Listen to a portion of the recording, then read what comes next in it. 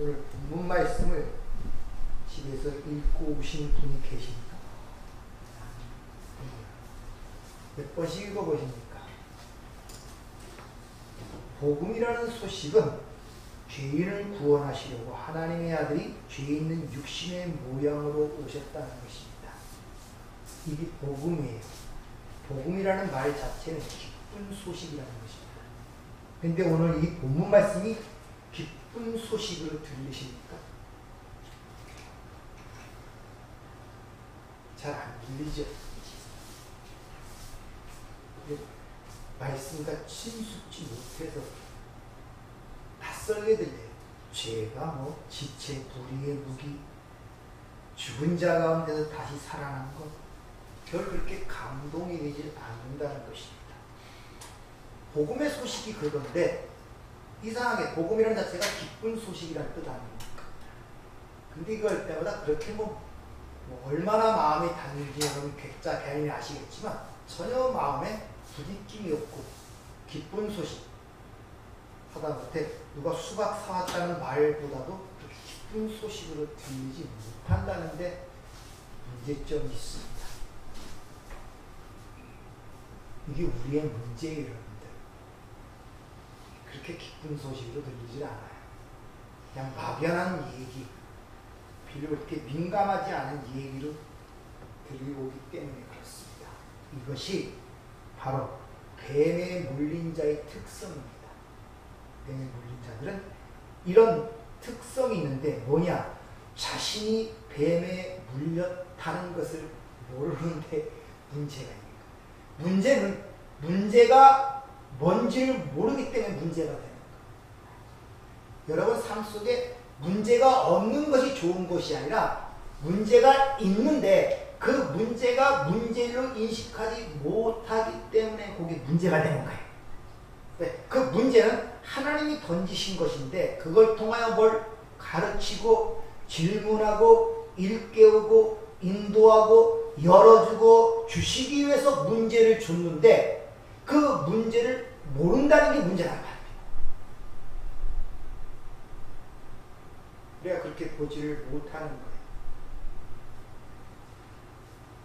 구원의 얘기를 한마디로 얘기하면 주님이 민수기 21장의 불뱀 사건을 통해서 말씀하신 것처럼 그 얘기에 불뱀이라는 독사에 물려 죽어가는 당신의 백성들을 찾아와서 그들의 문제가 뭔가를 가르쳐주고 그들의 실체와 그들의 처음 자리가 무엇인가를 폭로해 내시고 그걸 그대로 내버려 두시는 것이 아니라 당신의 신부를 살리기 위하여 자신을 뱀으로 장대 끝에 매달아 해독대를 주시는 그 이야기가 구원의 이야기고 하나님이 그걸 설명하시기 위해 이 세상을 창조하신 것입니다. 이 세상은 그걸 설명하고 모형하는 도구로서 지금 존재하는 거예요. 우리 개인적 인생도 마찬가지라는 것을 아셔야 됩니다. 그래서 그걸 설명하기 위하여 이 세상이 필요했던 것이죠. 이렇게 흉마로 하나님의 아들의 죽으심을 통하여 너희가 산 자가 되었다는 것을 가리키는 것이 이 역사의 목적이며 여러분의 인생에서 배워야 할 이유란 말입니다. 그것은. 그래서 구약에서도 유월절을 통한 무교절을 지키라 명령을 하시고 주님께서도 이것을 행하여 나를 성찬을 우리에게 주신 이유입니다. 이것을 행하여 나를 기념하라. 뭘 기념하라? 주의 죽으심, 주님 다시 오실 때까지 전하는 것이 교회라는 공동체, 성도라는 그 지체의 이 땅에 사는 목적이에요. 주의 죽으심을 주님 다시 오실 때까지 전하는 것. 그거 외에는 없습니다. 근데 그걸 가르치기 위해서는 여러분들이 어떻게 가르쳐야 해요? 여러분들이 삶이라고 알고 있는 것, 생활이라고 알고 있는 것, 인생이라고 알고 있는 것, 여러분이 가치라고 알고 있는 것, 나쁘다 좋다고 알고 있는 그것들을 사용하여 그걸 가르치는 거예요. 그가 모르는 걸 통하여 그를 가르칠 수가 없잖아요.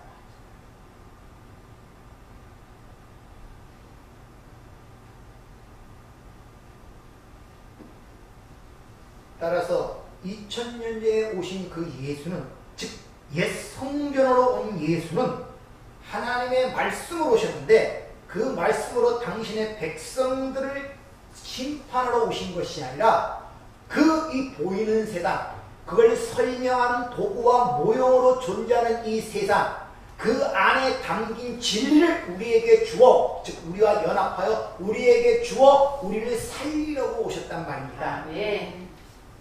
그래서 요한복음 2장 마지막 절은 이 성전을 헐라 내가 사흘 만에 다시 일으키리라, 이렇게 얘기하는 거예요. 그러니까 성전이라는 것은 지난주에 말씀드린 것처럼 단순히 이스라엘 백성이 섬기는 어떤 모형적 건물이 아니라 하나님의 나라를 상징하는 모형이고, 그것은 또한 이 세상을 상징하는 것이기도 하단 말입니다. 또한 여러분의 인생을 상징하는 것이기도 하고, 그 여러분을 성전이라고 하는 것입니다. 여러분을 성전은 하나님이 계신 곳 아닙니까? 처소. 주님이 요한복음 14장은 내가 가서 너희 처소를 예배하러 가고 예비되면 다시 와서 너희를 내 있는 곳으로 영접하리라고 말씀하시죠. 그 일이 이루어진 상태가 여러분이 하나님의 나라, 하나님의 처소, 성전이란 말입니다. 그러니까 하나님이 내 안에 계심을 인식지 못하면 문제가 생기는 거예요. 그렇게 되면 지난주에 말씀드린 것처럼 성경을 방언으로 읽게 되는 거예요. 다른 말로 읽게 된단 말입니다. 법이라는 것은 내 밖에 어떤 대상으로 있으면 그 대상이 그 법의 나를 요구합니다. 법의 행위를 요구해. 그걸 율법이라 그래. 내 밖에 대상으로 그 법이 있으면 법은 나에게 어떤 행위를 요구하게 된다. 상벌을 주기 위하여 행위를 요구하게 된단 말입니다. 그렇게 밖에 법으로 하나님의 말씀이 존재하게 되면 반드시 이스라엘 백성들처럼 돌판, 내 밖에 생긴 돌판의 깨짐으로 심판을 받은 것처럼 심판을 받게 돼요. 그럴 수밖에 없어요. 왜? 우리가 이 깨질 수밖에 없는 질그릇 같은 육신으로는 그 법을 이룰 수가 없기 때문에. 그래서 그 율법의 행위로는 그 앞에 의롭다시 육체가 없고 혈과 육이 된 우리 몸은 하나님의 것을 받지 못한단 말입니다. 그러니까 죽는 거예요. 그럼 그 법에 의하여 내가 죽지 않으면 그 법이 내 마음판에 새기지면 돼요. 이걸 세언약이라고 그래요. 돌판에 새기는 것이 아니라 우리 마음판에 새긴다 그러죠. 그래서 이걸 새 언약이라고 에레미야 31장에 보면 주께서 이르시되 그날 후로는 그들과 맺을 언약이 이것이니 하시고 내 법을 그들 마음에 두어 그들이 생각에 기록하리라. 법이 내 안에 들어와 나와 하나가 되버리면 우리 법에서 자유하게 되는 것입니다. 자, 좀 이 이해가 맞을지 모르지만 어느 한 가정, 하나님의 가정이 있고 멸망당하는 세상의 가정이 있어요. 왜? 하나님의 가정이라는 곳에 들어가야 살 수 있거든요. 그럼 그 하나님의 가정이 요구하는 그 법칙이 있을 거 아닙니까? 그 가정이 원하는 것. 그러면 인간은 거기에 들어가기 위해서 수많은 노력을 기울여요. 이걸 내 밖의 법으로 본단 말입니다. 어마어마하게 거기에 부합해야 살 수 있는 가정이 하나님 나라에 들어가기 때문에. 근데 우리 육신으로는 그 법을 만족하게 할 수가 없어요. 율법의 요구를. 그럼 어떻게 하는 건가? 우리는 할 수 없기 때문에 하나님이 자신의 아들로 거기서 놔버리는 거야, 진리로. 그러면 그 아들 안에, 그 하나님 나라 안에서 난 자들은 법이고 뭐고 그런 거 생각할 여지가 없어요. 거기 들어가려고 할 이유가 없잖아요. 거기서 났는데, 내가 그 자식인데. 그걸 이해하는 것을 구원의 확신이라고 해요. 이 실체가. 그래서 진도로 내가 너를 낳았다 그러는 것입니다. 그래서 요한복음에서 영접하는 자 곧 그 이름을 믿는 자들에게 하나님의 자녀가 되는 신분, 권세, 엑수시아를 줬는데 혈통으로 나지 아니하고 육종으로 나지 아니하고 사람의 뜻으로 나지 아니하고 하나님께로 난 자만이 그러하다는 것입니다. 네. 그게 법그 하나가 그 아이를 위해서 하나님의 아들이 이 땅에 오셨다는 것을 우리에게 보여주고 있단 말입니다. 한번 잘 생각해 보세요. 뱀 독에 중독되어 사망으로 치닫는 그들이 그 해독대를 먹지 않은 상태에서 그 예수를 바라보면 어떤 생각이 들겠습니까? 네?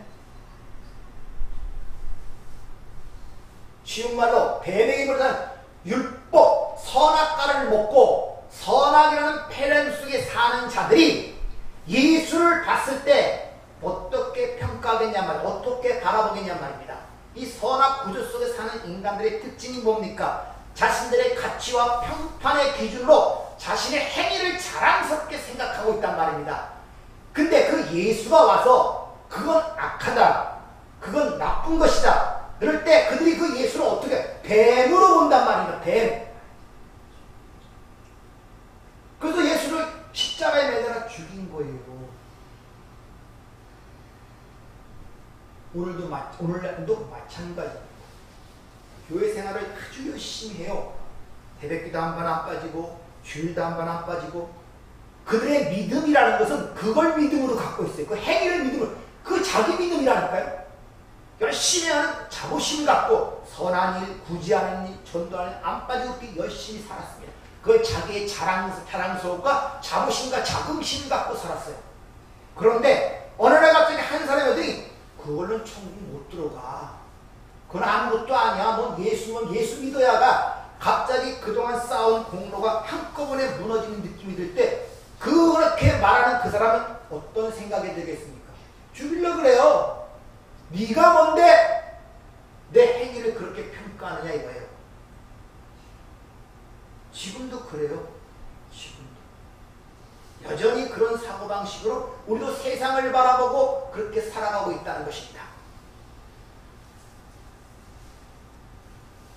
장대에 들린 뱀을 봐야 너희가 믿어야 산다는 그 사실을 인정하지 않는 자들은, 즉 예수 그리스도의 십자가만이 유일한 살 기능을 인정치 않는 자들은 결국 뭘 의지하는 자신의 행위만을 의지할 수밖에 없다는 것입니다. 이들을 불뱀에 물렸다. 그들을 독사의 새끼라고 주님이 그렇게 말씀하시는 것입니다. 너희 아비 마귀에서 났다고 또 그렇게 말씀하시죠. 그래서 오늘 본문을 보면 미리 구원받았고 하나님의 산자라는 사실을 안다면 뭐라 그럽니까? 본문 12절에 죄가 죽을 몸을 지배하지 못하도록 합니다. 그리고 몸의 사역을 순종하지 말라 이렇게 얘기합니다. 그러니까 앞에 예수와 함께 죽고 예수와 함께 부활해 하나님의 산자라는 사실이 복음을 제대로 이해하면 이 말이 무언가를 이해가 되는데 앞에 말도 모르게 되면 이 말을 어떻게 이해해? 몸의 사역을 순종하지 말라니까 욕심내어 살지 말라 이런 식으로 이해를 해요. 자족하면서 살아라. 그런 가르침은 불교도 있고 다른 종교도 많습니다. 그러니까 중들이 머리 깎고 산속 들어가는 거 아니에요. 그렇게 몸의 사역을 순종해 인간의 욕심을 부리지 말고 살라는 그런 말씀으로 들어버린단 말입니다. 그래서 앞으로 내 욕심 버리지 말아야지 이런 식으로 들어버린단 말입니다. 근데 여기서 그런 말이 아니라 죄의 몸이라는 것은 여러 어떻게 생각하는지 모르지만 무슨 간음하고 도둑질하고 남 속이는 그런 걸 의미하는 것이라 우리 흙에서 나온 태생 제체가 어긋나게 갈 수밖에 없는 몸이에요. 왜? 혈과 육은 하나님의 뜻을 받지 못하고 육신은 율법으로 의롭다는 것을 받지 못한다. 이게 죄의 몸이에요. 자꾸 죄라는 말을 상기시키세요. 세상상 물리 도덕도 생각해서 도둑질하고 속이고 간음하고 그런 것을 자꾸 죄라는 것을 벗어나란 말입니다. 하마르티아 어긋나게 된단 말입니다. 죄의 몸이라는 건 태생부터 흙에서 나왔기 때문에 어긋나게 돼 있어요. 하나님의 뜻을 받지 못하게 되어 있단 말입니다. 하나님의 말씀을 받아들이지 못한단 말입니다. 이게 죄의 몸이에요. 그것을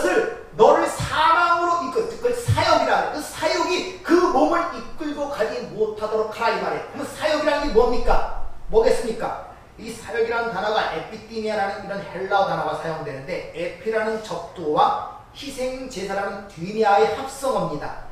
이 뒤미아라는 것은 희생제사, 즉 인간의 행위를 얘기하는 거예요. 산상순에 보면 여자를 보는 자, 보고 음욕을 품는 자마다 그 가능한 자죠. 여기서 음욕이 에피티미아예요. 이걸 사욕이라 그래요. 우상 숭배하는 것, 그 가능, 이걸 에피티미아라, 이 사욕이란 말입니다.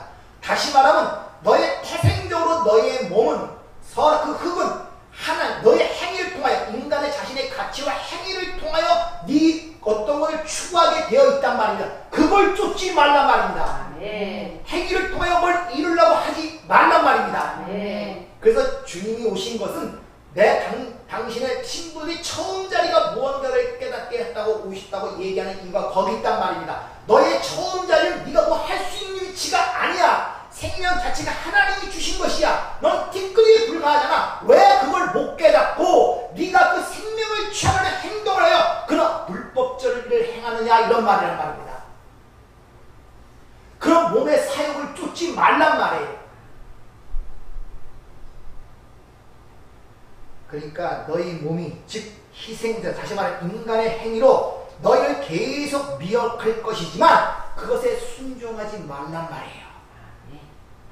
계속 네 자신을 충동질시켜서 네가 뭘 할 수 있는 것처럼 얘기하고 너희가 어떤 가치를 부여하고 자랑을 부여하고 평판을 얘기하고 그렇게 얘기하는 것에 순종하지 말란 말입니다.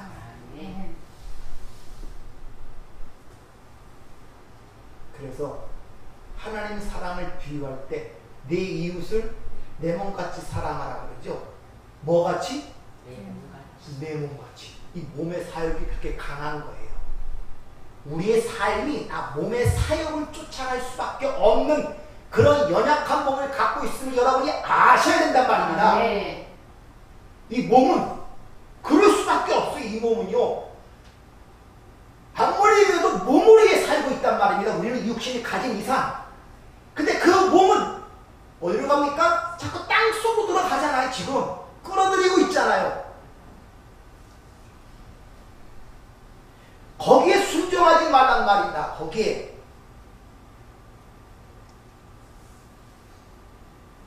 그렇게 되면 죄가 너희 몸을 죄의 무기로 쓴다는 것입니다. 그래서 그걸 로마서 8장 13절에 너희가 육신대로 살면 반드시 죽을 것이로되 영으로서 몸의 행실을 죽이면 살리라. 이렇게 말씀하고 있다는 것입니다. 그러니까 율법, 법이 절대 너의 몸을 지배하지 못하도록 하라 이런 말이에요. 오늘 본문에서 14절 한번 보세요. 그걸 이렇게 얘기하죠. 자, 죄가 너희를 주장하지 못하니 이는 너희가 법 아래 있지 아니하고 은혜 아래 있습니다. 이 주장하다는 이 단어가 큐리오라는 단어가 쓰이는데 주라고 설명하는 큐리오스의 동사형입니다. 그러니까 죄가 너의 주가 아니야. 죄가 너의 하나님이 아니야. 그러니까 너의 죄의 통치 아래, 죄의 지배 아래, 율법의 통치 아래 자꾸 살라고 그래. 이런 뜻이란 말입니다. 주장하다는 뜻이 그것을 바로 너희가 법 아래 있지 아니하고 은혜 아래 있음을 알고 자유롭게 살라고. 아멘. 자유롭게. 아멘. 안 그러면 율법 아래 있고 죄에 쓰이는 무기로 사용되기 시작하면 그때부터 우리 안에 뭐가 들어오는지 아십니까? 두려움과 불안과 염려와 근심, 의심 이런 것들이 여러분 안에 잠식게 들어온단 말입니다. 여러분 안에 그게 들어온단 말입니다. 그것이 장대에 달린 노뱀을 보고 살아난 자들의 현재란 말입니다. 그리고 죄에 대해 죽고 그리스도 예수 안에서 하나님의 된 자의 현실, 진리란 말입니다. 네. 현실은 진리예요. 여러분이 보고 느끼고 오감으로 체험하는 그것이 현실이 아니라 진리가 현실이에요. 네.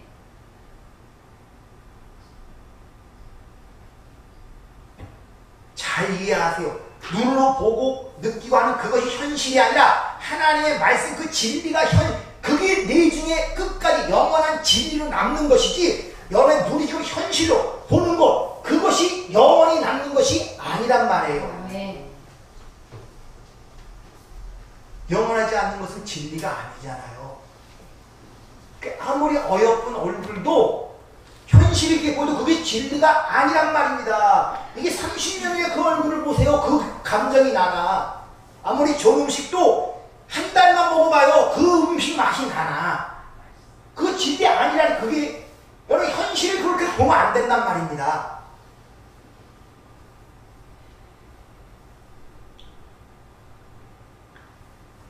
그러므로 불변에 물리는 상황, 즉 죄와 악의 경험은 우리가 영생에 이르도록 하는 과정 속에서 필연적으로 나타나는 과정이에요. 다시 말하면 불뱀을 바라보려면은 불뱀에게 물려야 돼요. 아니 불뱀에게 물리지 않은 자가 그 독에 의해 죽어가고 있다고 자기도 못한 데가 작대 끓이난 그 뱀을 바라볼 때 바라보겠습니까? 안 바라봐요. 그러니까 그 뱀을 바라보도록 불뱀에 물리게 한 것입니다. 이게 창세기 3장 사건이라니까요. 아멘. 그러니까 거기서 뱀을 하나님이 보내신 거예요. 아멘. 왜? 물리도록. 아멘.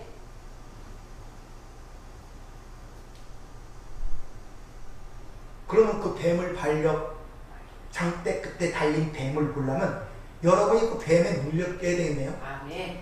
그 여러분 현실 속에 느끼냔 말입니다. 죄와 악에 물린 상태를 보냔 말입니다. 내 생활과 사고방식과 태도와 모든 것들이 그러한 가운데 있으면 아냔 말이에요. 여러분들 그걸 물린 상태 자기 실상을 알아야 그걸 바라보고 붙잡고 애절하고 간구를 하죠. 내가 죄와 악의 상태에 끌려가는 자신의 실태를 보냔 말입니다. 그렇게 보지는 않잖아요. 그러니까 그걸 붙잡는 힘이 없어요. 절박함과 갈급함이 드러나지 않습니다. 그래서 죄에 대해 죽고 죄에 대해 했던 그 복음의 소식이 기쁜 소식으로 들려오지 않습니다.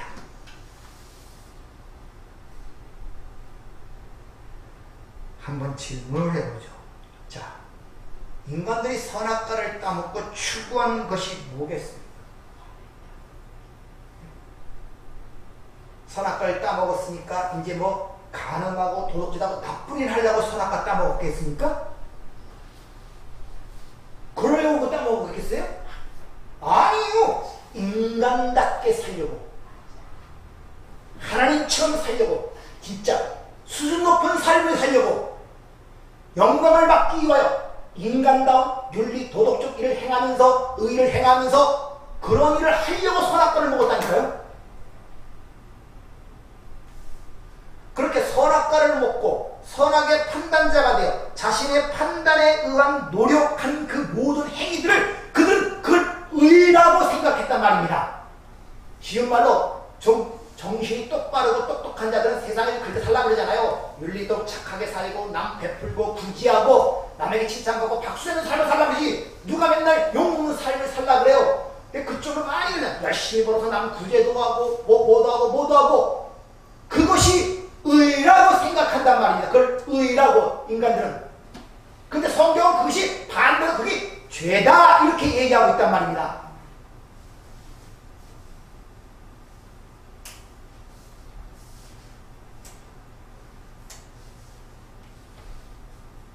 따라서 죄가 뭔가를 아는 것이 의예요.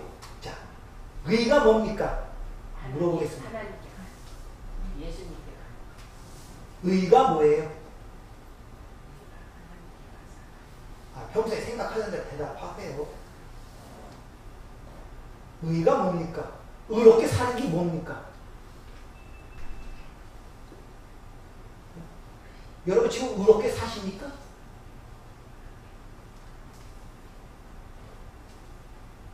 내 삶이 의로운 삶인지 아닌지도 판단이 안 돼. 왜? 되게 의롭게 사십니까? 거기 자신감을 갖고 얘기하는 사람들이 뭡니까? 율법주의자들. 행함이 있거든. 그러니까 여러분이 의라고 얘기하면 전부 다 보편적으로 그냥 받아들이고 느낀 감정과 반응하는 것들이 전부 다 윤리 도덕적 행위들입니다. 의인이라고 칭하면 지하철에 누가 뛰어내리는데 그걸 살리기 위해서 자신이 대신 주는 걸 의인이라고 세상에 칭하죠. 다 의라고 하면 다 그렇게 생각하고 있어요. 남 도와주고 구제하고 선행하고 베풀고 뭐 그런 것들, 그런 인간의 행위를 중점으로 한 걸 의라고. 왜? 의롭다면 그런 행위로 생각하고 그렇게 받아요, 그 말을. 아니 그런 행위를 하는데 하나님의 의가 왜 필요합니까? 그게 의라면 하나님의 죽으심이 왜 필요해요? 예수의 죽음이 하나님의 한 의라고 그러죠.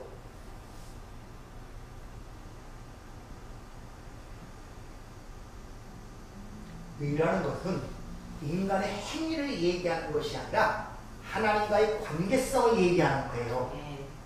하나님과의 관계성. 그래서 하나님과 단절된 것을 죽음이라 그래요. 아시겠습니까?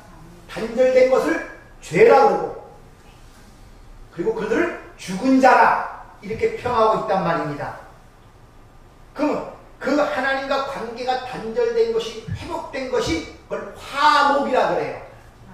근데 그 화목은 하나님의 마련하신 하나님의 의, 예수 그리스도만이 그게 가능하게 하는 말입니다. 그러니까 의라는 것은 하나님과의 관계가 회복된 화목한 상태를 의라 그래요.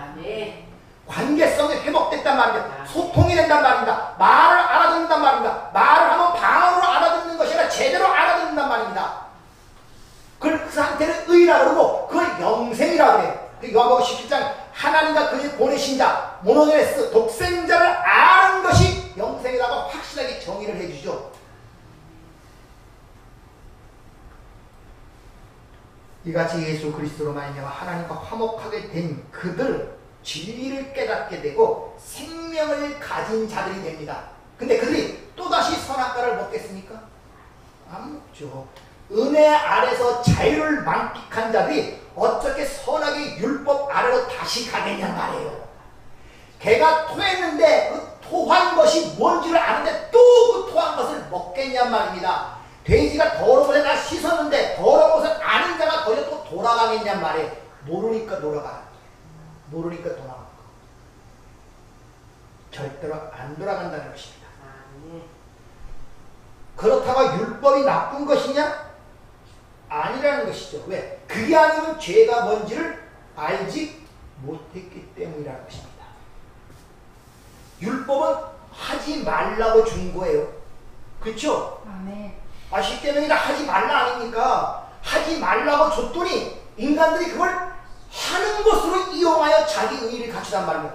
아니 하지 말라고 준 율법을 행한 것을 지키라니까요?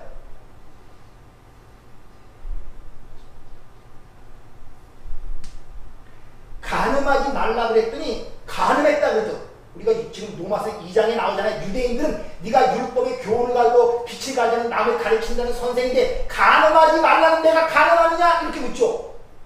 이 말은 세상적으로 뭐 남녀자 간음했다는 그런 뜻입니까? 바리새인들이? 율법을 가르친 자들이? 그러니까 간음이라는 내용을 모르는 거예요. 이것이. 그러니까 같은 을 행하고도 자기는 모르는 거예요.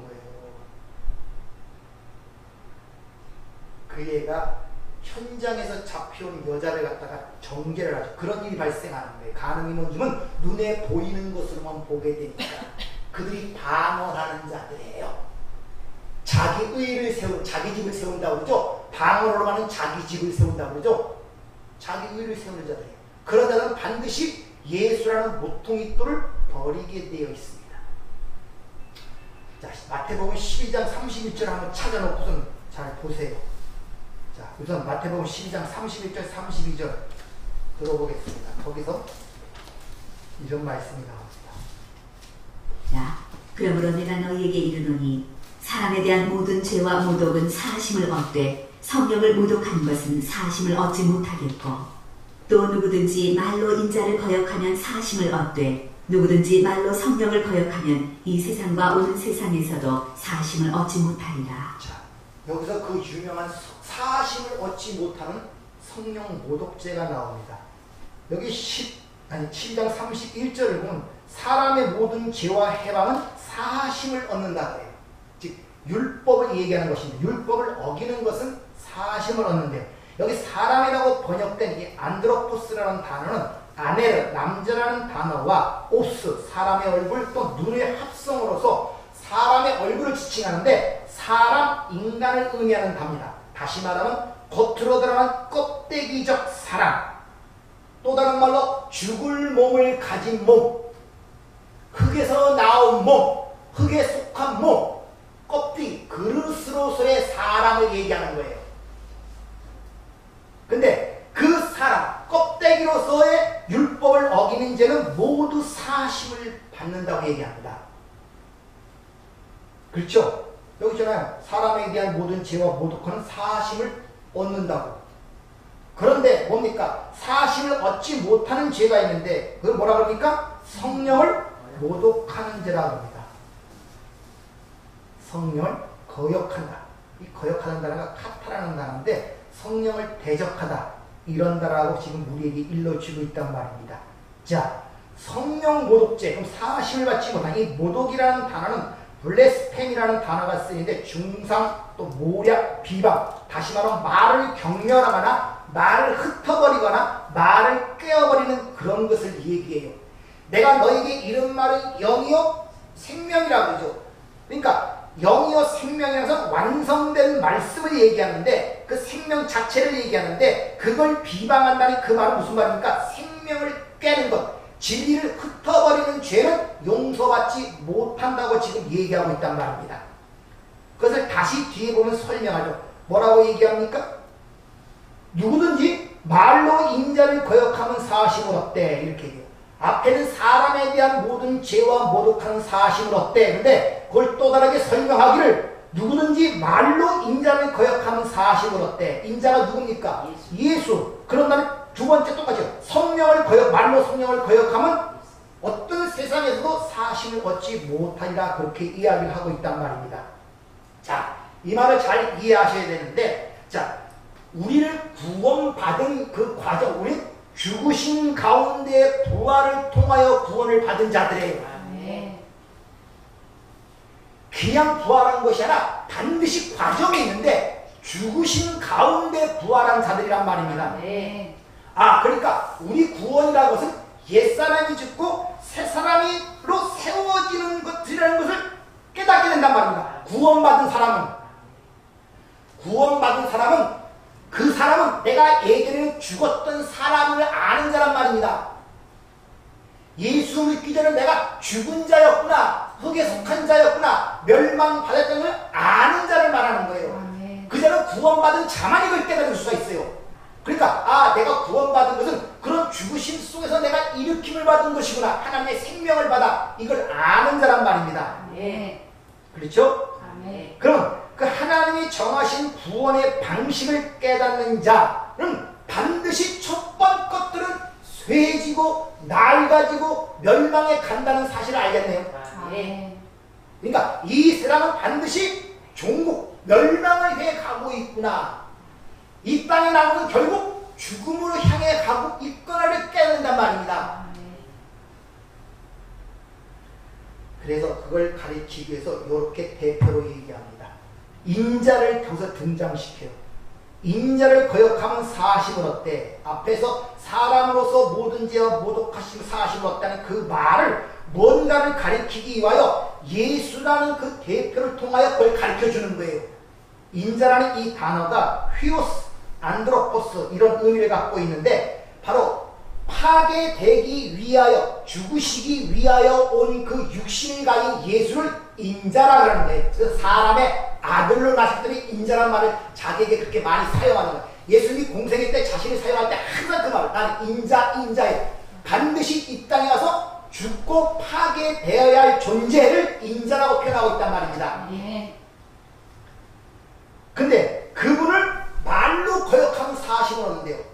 역사 속에 눈에 보였던 그 예수를 말로 거역하면 사해롭네요. 왜 그렇습니까? 예?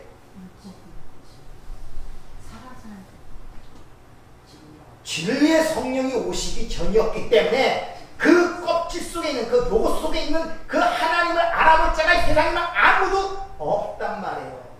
다 방언으로 보고 뱀으로 보게 된단 말입니다. 그래서 세승이 육신이 성령이 오기 전까지 아무도 그를 진정 알아본 자가 없단 말이에요. 그러니까 누구나 그를 알아보지를 못한 거예요. 그것을 다 사함받는 거예요. 원래 흙에 속한 자는 그것을 보지 못하기 때문에 할 능력이 없는 그 사람이 그걸 하지 못하는 것을 하나님은 죄로 정죄하지 않는단 말이에요. 능력이 없는 자에게 왜 이거 안 하냐 이런 말 안 하신단 말입니다. 자, 우리가 허물과 죄로 죽었다 그러죠. 에베소 1장. 하나님을 알지도 못하고 죽은 자에게 하나님이 율법을 주셔서 너 이거 왜 안 해? 안 하면 내가 너 멸망시킬 거야? 이런 얘기가 무슨 상식적인 얘기가 되겠냔 말이에요, 여러분들. 근데 인간들은 그걸 모르고 그걸 행하겠다고 한다니까요. 그러니까 죄를 아무리 얘기해도 못 알아먹는 거예요, 이것이. 계속 선악과를 먹고 인간들이 세우는 가치 판단과 그 기준에 왜 모든 게 알아먹고 있단 말입니다. 그러니까 전부 다 방언으로 들린단 말이에요. 외국말로 들려요. 교제가 단절된 걸 회복을 하고 있으면 교제가 되면 말을 알아먹어야 되는데 못 알아먹는 거예요, 이것을. 이게 소통이 안 된단 말입니다. 네 하나님 아니야? 네 애곳에 인도를 하나님을 보여봐 했더니 뭐 만들어냅니까? 아, 금소 만들어내잖아요.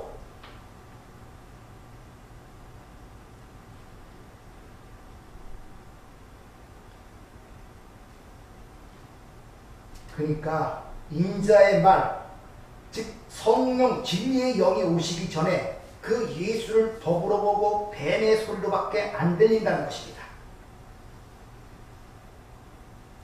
뱀에 물린 자가 자기가 뱀에 물렸다는 사실을 알면 그 뱀이 죽는 것이 나의 해독, 내가 사는 방법을 아는데 뱀에 물렸음에도 모르고 죽어하는지 모르니까 그 뱀을 뱀이라고 치고 돌로 때려 죽이는 거란 말입니다. 근데 인간들은 뱀만 보면 돌로 던지고 작대기 때려 죽잖아요.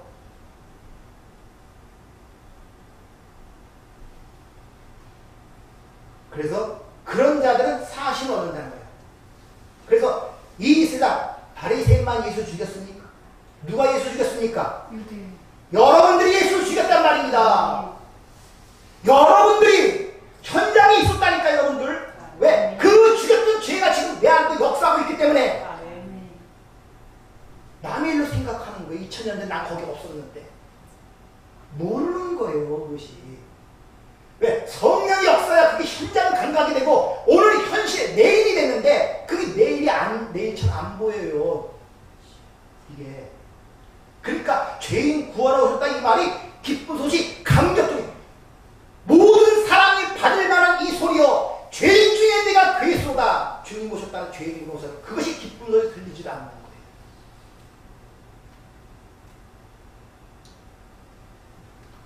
그러니까 유일한 해독제인데 그를 때려 죽인 거예요. 유일한 해독제인데.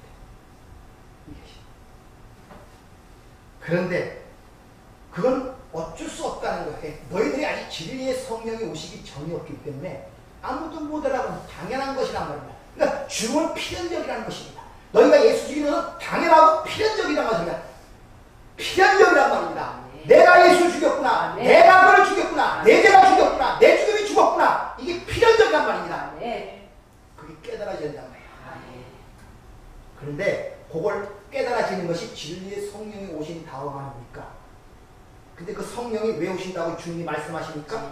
또 한 번 시간이면 그 예수의 말을 갖고 그 진리를 가르치게 온다고 그러죠. 그것이. 그러니까 그 진리를 가르쳐서 성령이 오신 이후에는 그 진리를 갖지 못한 자들에 대한 용서가 없다는 거예요. 왜? 그 자체가 하나님의 호흡, 하나님의 성령, 하나님의 생기를 받지 못했다는 증거이기 때문에. 그래서 히브리서 6장 6절이죠. 하나님의 아들을 다시 십자가에 못 박아 드러내놓고 욕되게 하는 행위 때문이다. 이렇게 얘기하죠. 진리의 성령이 오셔서 그 진리를 주었는데 그 진리를 못 알아먹고 그걸 비방하는 것은 뭐라고 하니까 그 죽은 예수를 또다시 죽이는 그런 행위란 말이에요. 그래서 달란트 비유가 마지막 마태복음 25장에 나오는데 5달란트 모세오경 율법을 얘기하고 그리고 2달란트, 하나님 사랑, 이웃 사랑. 이 2개를 충성된 종, 착한 종, 예수가 완성을 시켜 하나, 생명, 사랑으로 하나로 주었더니 이 악하고 게으른 종이 그게 뭔지도 모르고 갖다 숨겨놓는 거예요. 그걸 갖지 못하면 바깥 어두운 데서 슬피 울며 이를 갈리라. 이 불못에 던져진단 말입니다.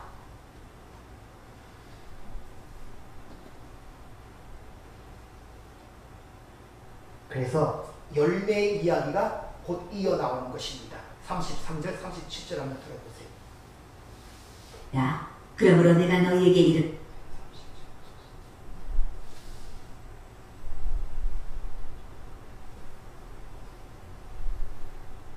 33절.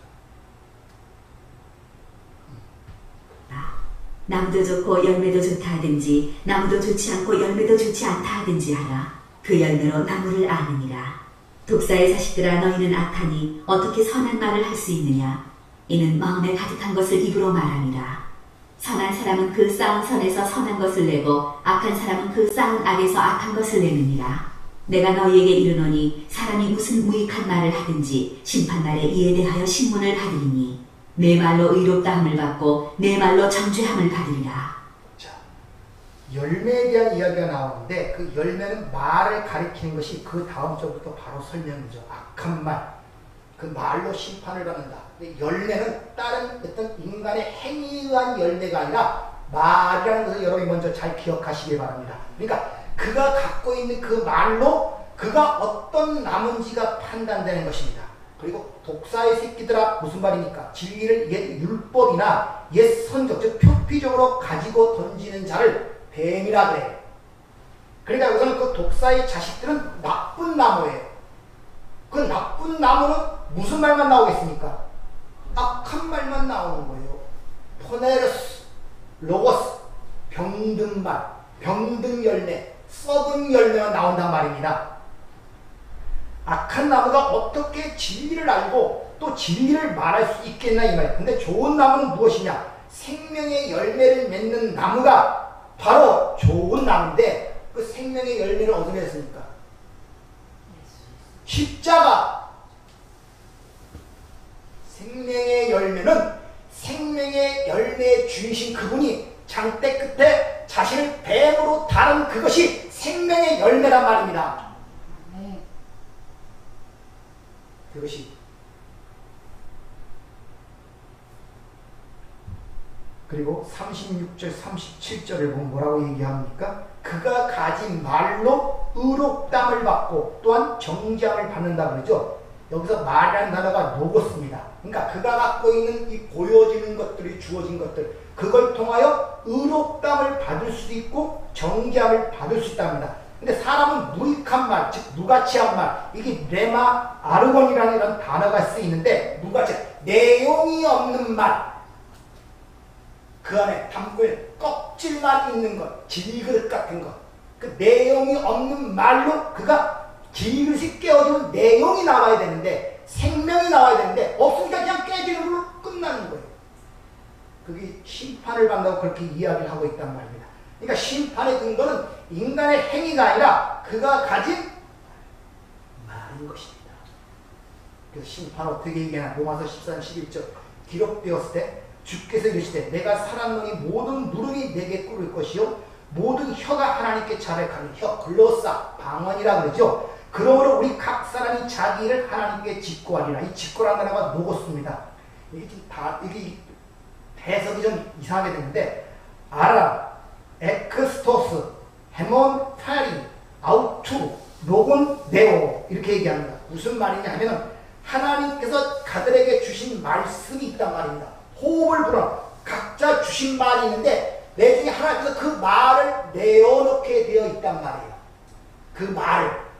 근데 거기에 로고스, 껍질로만 되게 되면 외국인이 되어버리면 하나님과 내 사이에 한 가족이 아니라 이방인이 되는 거예요. 외국인이 되어버리는 거예요. 구원받지 못한단 말입니다. 하나님께서 자신들에게 주신 말을 각자 스스로 내놓게 된다는 거예요. 그러니까 쉬운 말로 세상에 생각하는 것처럼 하나님 다가갔고 너 세상에서 어떻게 살았어? 착한 사람 도왔어? 구제했어? 절도 얼마나 했어? 헌금 얼마나 했어? 남 얼마나 도왔어? 얼마나 착하게 살았어? 요걸 계산하는 것이 아니라 그가 가진 말을 내놔야 된단 말입니다. 네. 가진 말, 그 진리를 내놔야 된단 말입니다. 네. 그래서 지난주에 말씀드렸죠. 요한계시 백보자 심판이라고 또 얘기할 건데 거기에 보면 책들과 책이 나와요. 책들은 바로 그런 걸 가진 자들이 그 내놓은 말, 그 율법의 말에 의하여 평가받고 심판받는 것입니다. 근데 책, 단순한 책은 생명이라고 해요. 거기 생명책이라고 번역되어 있는데 책 말했어요. 그러니까 생명. 그 책은 생명이다. 다시 말하면 이 성경이 여러분의 생명이 돼야 돼요. 네.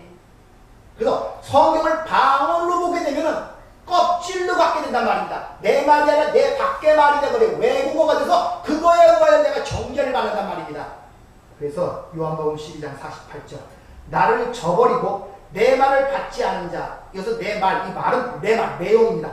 나를 저버리는 것이 무엇인 줄 아냐? 내 말의 내용을 모르는 거야 이런 뜻이란 말입니다.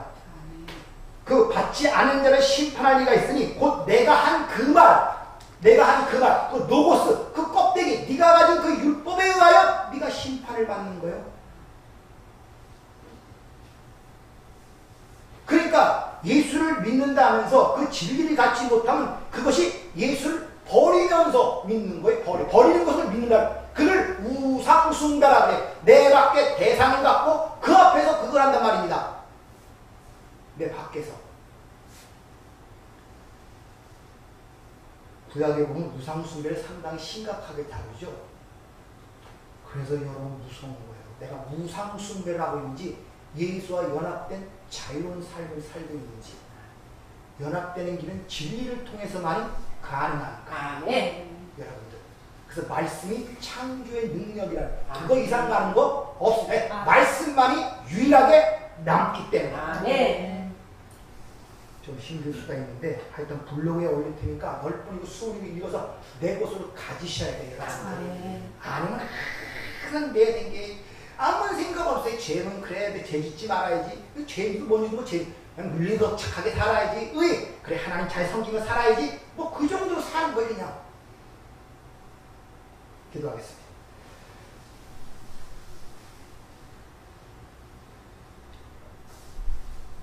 성경을 감동을 주어 짓게 하신 성령께서 우리 마음과 생각과 지각을 열지 않고는 이게 어떻게 들리겠습니까? 이게 어떻게 알아지겠습니까? 딴 나라 사람의 말 같고 이 세상의 말 같지 않고 이해되지도 않고 주님 이런 모습들이 저희 모습입니다. 무엇 갖고 인간을 설득할 수가 있고 진리를 알아듣게 할 수 있겠습니까?